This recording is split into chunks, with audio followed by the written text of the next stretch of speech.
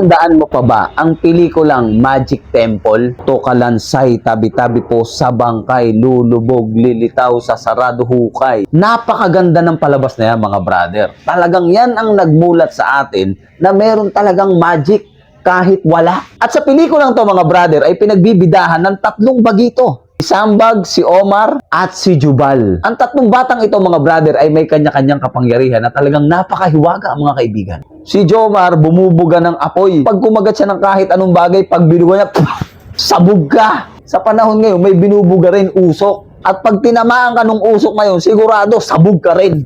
At ito ang napaka-weird ng kapangyarihan, yung kapangyarihan ni Sambag. Dahil si Sambag ay may kakayahang kausapin ang kahit anong hayop ka. At kahit anong hayop, mga brother.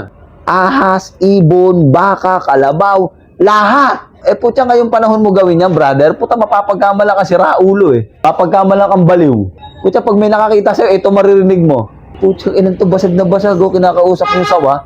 O diba, brother? Isa pa, mga kaibigan, si Sambag, pag umiyak at pumatak ang luha, nagiging halaman. Paano kung sa mga panahon na to, si Sambag umiyak, pumatak, puta, naging halaman? Anong gagawin ng mga bumobomba? Puta, pipitasin yun. Pagkapitas nun, puta, alam mo na. At syempre, ang kanilang leader na si Jubal ay may kapangyarihan ng tubig at hangin.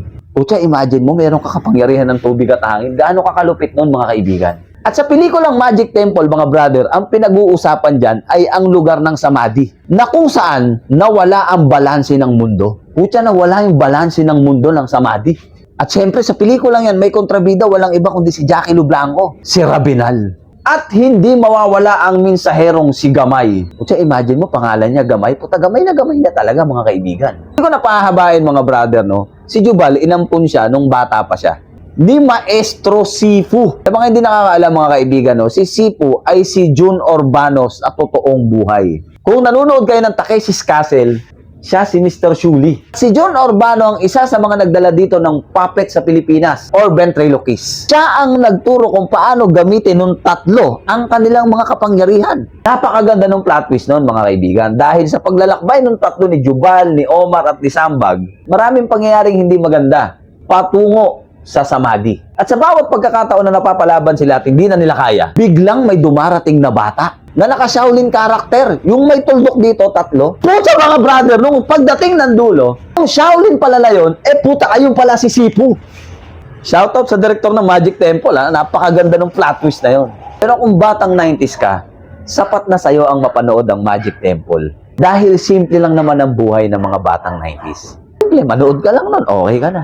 At syempre sa pelikulang Magic Temple, mga kaibigan, nagkaroon ng love story si Sambag. Doon sa babae na nawawala yung kalansay niya, yung buto.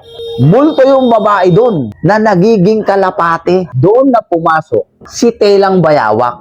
At doon na buo yung kanta. Buto kalansay, tabi-tabi po sa bangkay, lulubog, lilitaw sa sarado hukay. Buto kalansay. Basta ang ganda. Lahat ng tao may kakayanan. Lahat ng tao may kahinaan. Kaya ikaw nanonood ka, wag ka maiinggit kung ano ang meron ng iba. Hindi mo naman alam kung masaya talaga sila kahit nasa kanila na ang lahat. Lahat tayo may kanya-kanyang kakayanan. At hindi naman tayo pinanganak na alam natin ang lahat, mga kaibigan. Meron tayong mga kaalaman na kailangan natin pagyamanin habang naglalakbay tayo sa mundong napakagulo at puno ng pang-uusig. Muli, maraming salamat sa panonood. At kung mahilig ka sa mga ganitong topic, pwede mo kong i-like, i-share, and i-follow na rin. At palakpakan natin ang Magic Temple. Kamusta na kaya sila?